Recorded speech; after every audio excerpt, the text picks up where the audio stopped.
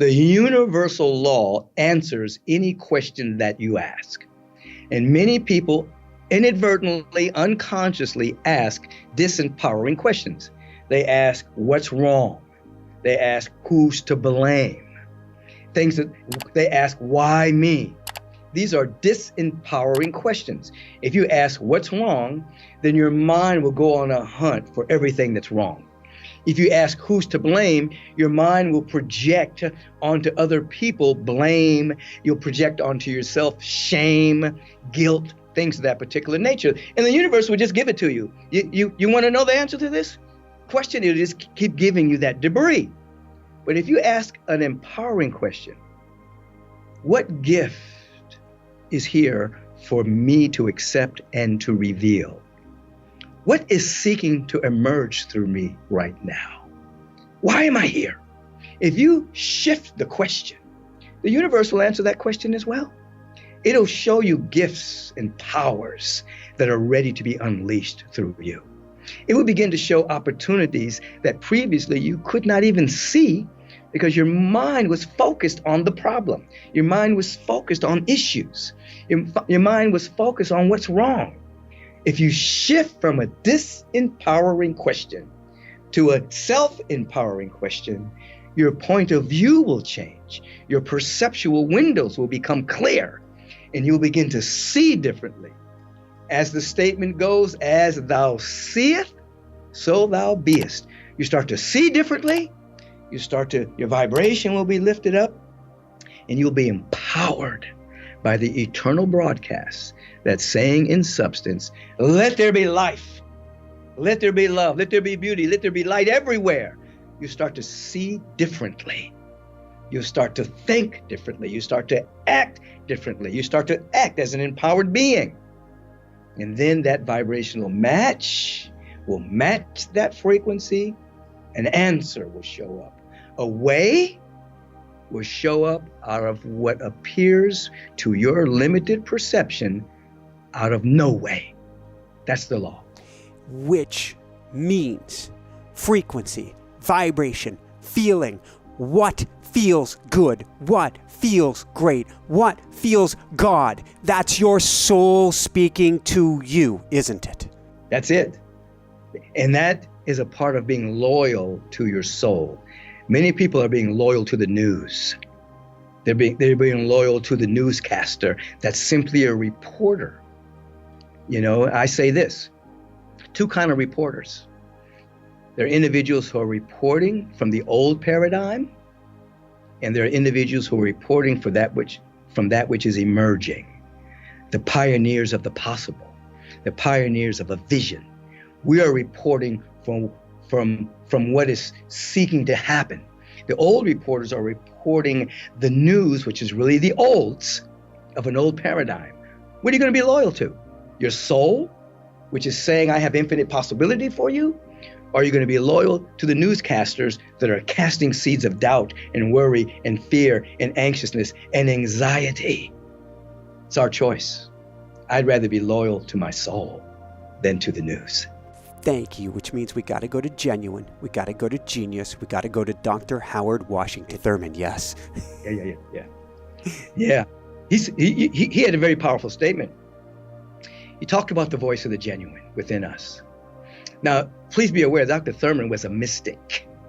Even though he was cloaked in Christian garb, he was a Christian theologian, but he transcended Christianity and became ecumenical in terms of embracing all paths to awakening.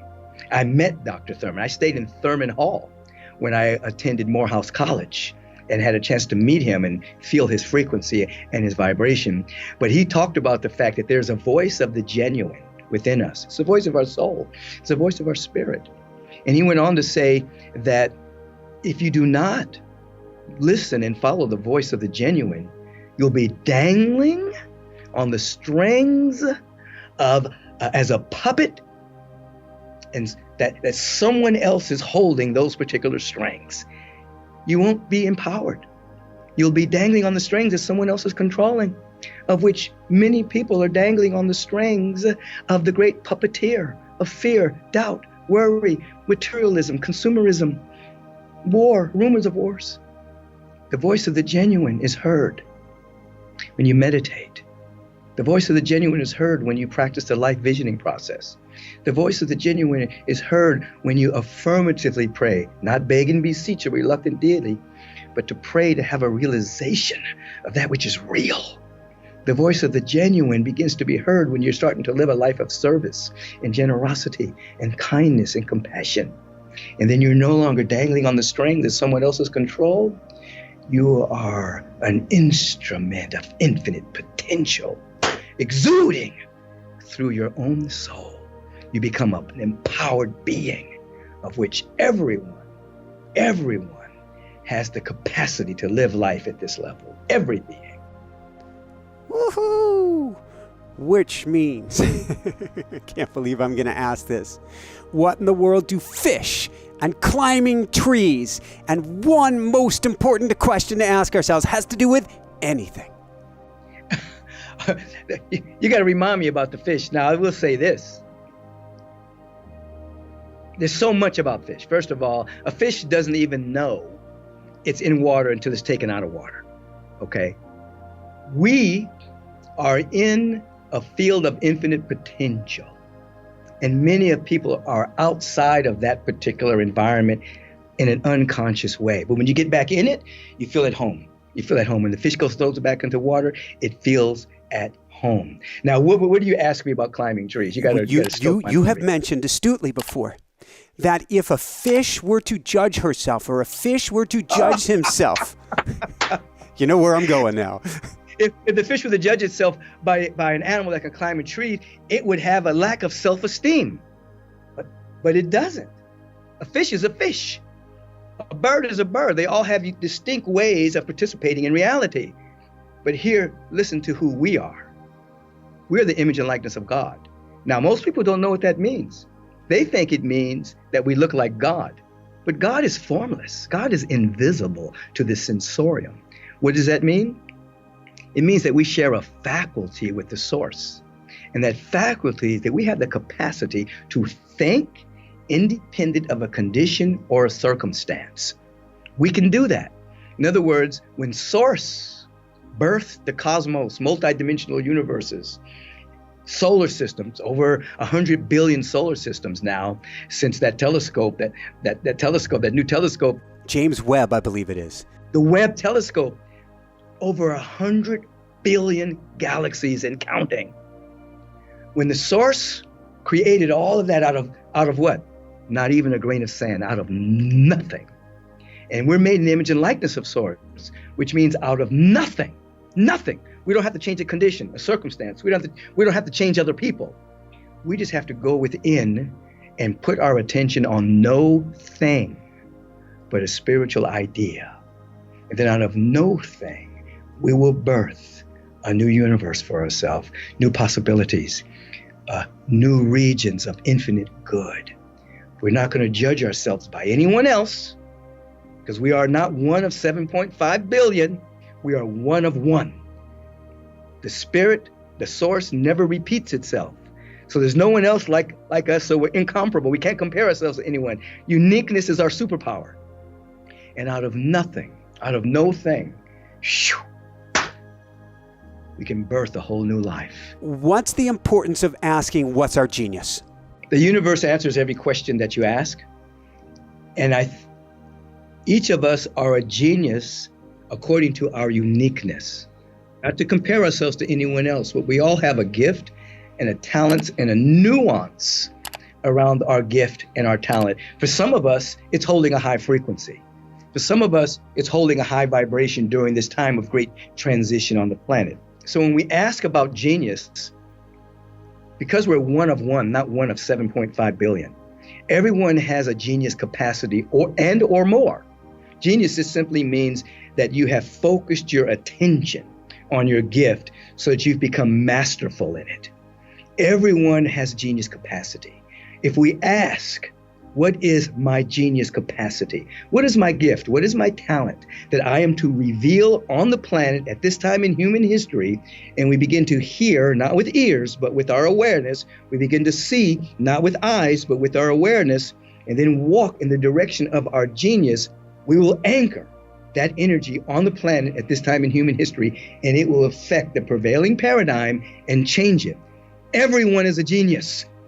Oftentimes we relegate other people to being genius. Oh, he's a mathematical genius. Oh, she's a musical genius. And we put genius way out there. No, it's here. It's right here.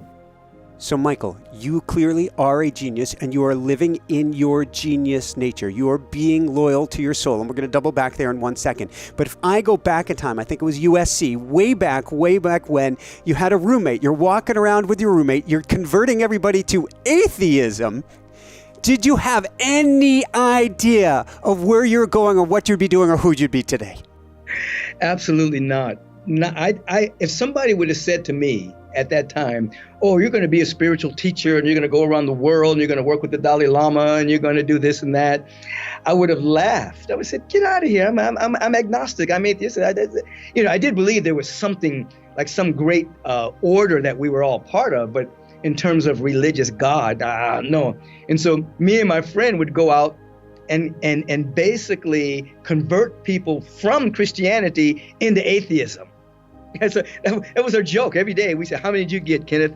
I got 60. How many did you get, Michael? So we would be in competition. But what happened was, later on, I transferred to USC. Or before I transferred to USC, I was in a meeting. I was an activist. And I was sitting in this meeting, and I heard someone behind me say, if you were to take over the world tomorrow, would the world be any different? So I looked back to see who said that, but there was no one there. The meeting continued, and then I heard it again, but it was from my inside. I said, if you were to take over the world tomorrow, would the world be any different? So I realized it was coming from within me. And so I looked around the room, and I could see the pathology of the people in the room. This person over here had a big ego. This person was territorial. This person always had to be right. This person was always controlling. And I went around the room and I said, wow, if we were to take over the world wouldn't even be any different, even though we had an ideology about peace and about activism. And so I never went back to that meeting. The next week, Michael, someone in that meeting shot somebody.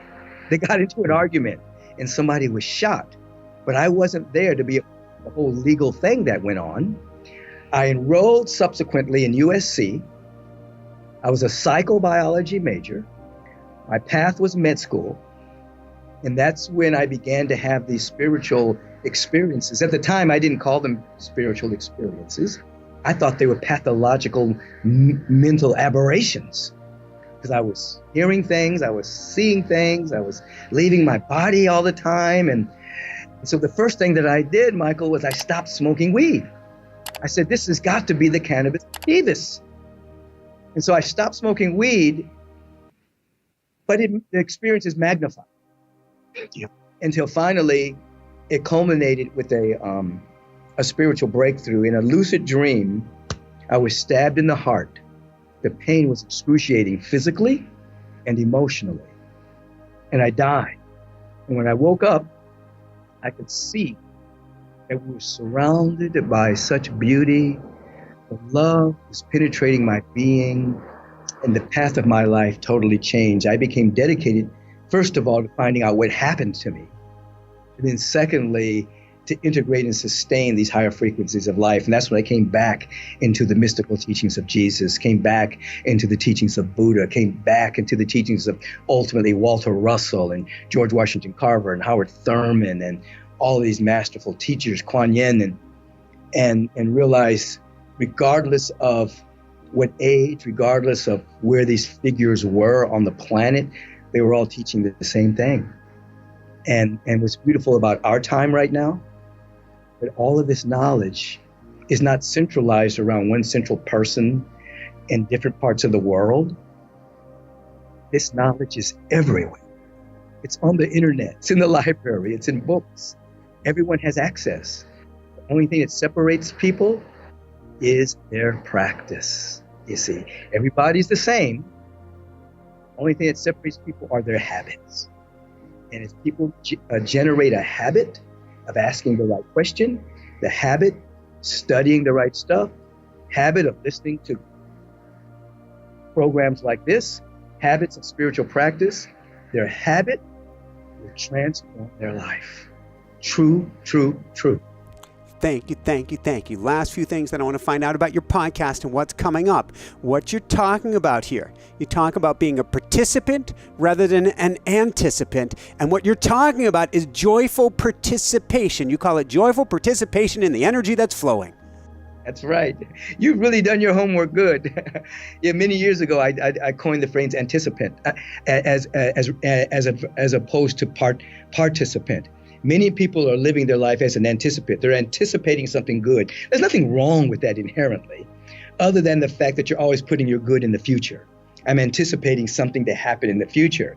But when you dissolve time and space, which are constructs, time is a mental construct. It doesn't exist in the absolute. You become a joyful participant, meaning the good that you're seeking, the love, the abundance, it's happening now. And you start to participate in it with your feeling nature. And then that dissolves the barrier called time. And it starts to manifest and demonstrate in your life now. And you're not living life on the layaway plan. It's like, I'm going to live a little bit of life today and have more life in the future. No. You're opening yourself up and participating in life now so that it shatters time, and what your mind would call miracles can happen. A miracle is an instant demonstration of truth, an instant demonstration of what's happening now. It breaks into time. Your life changes for the better now.